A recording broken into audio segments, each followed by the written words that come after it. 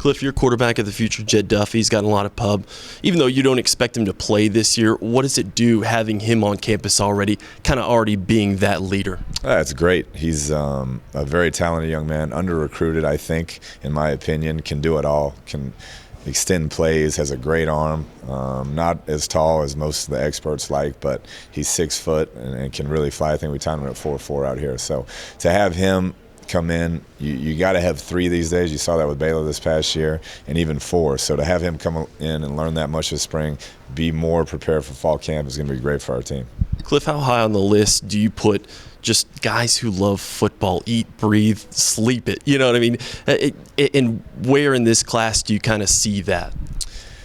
That's huge for us. We want to know that when it gets here, it's not going to be too big, and they're going to work the way they have to, because it's a lot when you get up to college and try to compete at this level. But starts with quarterback. Got to have a quarterback that's a gym rat. We know that, and then trickles down from there. But I think our wideout class is a group that has really shown they want to go out and run routes all day and will do whatever it takes to play.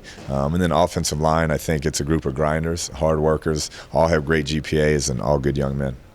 Is Jed Duffy, do you want to redshirt him, or do you want him to compete to be the number 2 quarterback? I'd like to redshirt him in a perfect world. I like what Nick has done, Shimanek, from what I've seen so far, how far he's come and developed. But you never know how it goes. If Jet comes out this spring and picks it up quick and has a tremendous fall camp, then we'll take it from there. But in a perfect world, I'd like him to continue to learn and sit and gain some weight. Who among those defensive linemen do you have the best feeling about that could help you soon? Yeah, I think Big Mike there at Butler, obviously being a junior college player, we expect him to come in and play right away. And then all of them really are going to have to play. It's just the way it's set up. We'll be young at defensive line, have a couple really good guys back, but that's why we got 7 of them. We've got to find the right combination and come and play right away. What are your thoughts on the linebacker class? Seems like you got a couple of thumpers and just some real instinctual guys, in that group with all 3 of those guys. We did. I thought Coach Spav did an incredible job with his evaluations. He offered all 3 of those very early before people were on them, and then everybody came in late once they saw the type of players they were in the season they had. So all guys, once again, that's another position we're kind of thin at going into spring ball. So wanted guys that were college ready, and physically all 3 of those guys are. We just mentally got to get used to the game. Specifically on Brooks, just what are your thoughts on him? Seems like he's a kid that just has some different measurables than anybody else y'all have. He does. When he walks in, you think he's a junior or senior. I mean, he's 235, 240 pounds. Had a bunch of big schools come in late on him based on the season he had, and was loyal to us. So we expect him to play right away.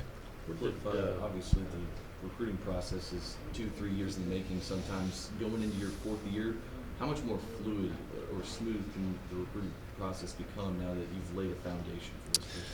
Yeah, I think, looking at the roster, I think there's only 2 players this next year that we didn't recruit, and so it's each year it's a new adventure, it's new numbers, it's new coaches on your staff recruiting. But I feel like Coach Spavital has been named recruiting coordinator, has really helped us streamline that process. Jason Reed does a tremendous job, and so in year 4 we're definitely a lot more efficient than we were in year 1, and hopefully that continues. So Zach is recruiting coordinator and linebacker? Yes, sir. Where do you project? Where do y'all see Kevin Moore playing, and what position Douglas Coleman also? Yeah, Douglas Coleman, we're going to start at corner and move to safety. Was a tremendous wide receiver, played some corner in high school, but he'll definitely start at corner and go from there. And then Kevin Moore, either linebacker or safety. I think day 1 we'll put him out there at safety and see how it goes.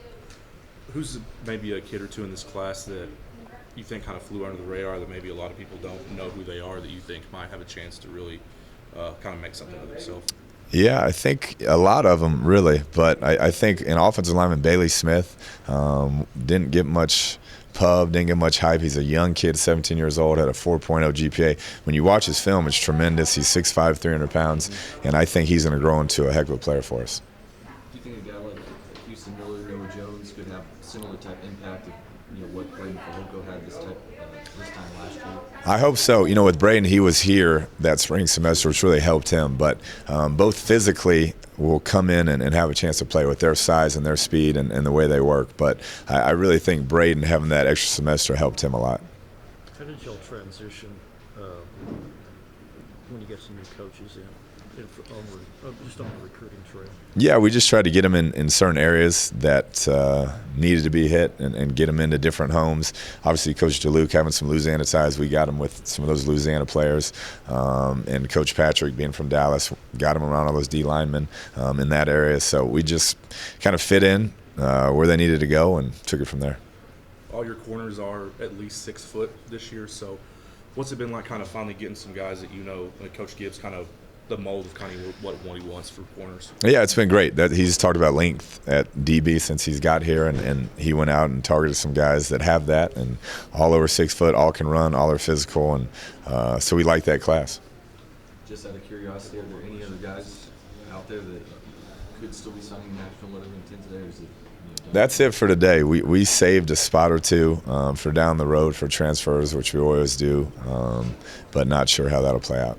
What's the timeline on your staff opening, the one position that you still have left? Yeah, I would say early next week we'd like to get that done.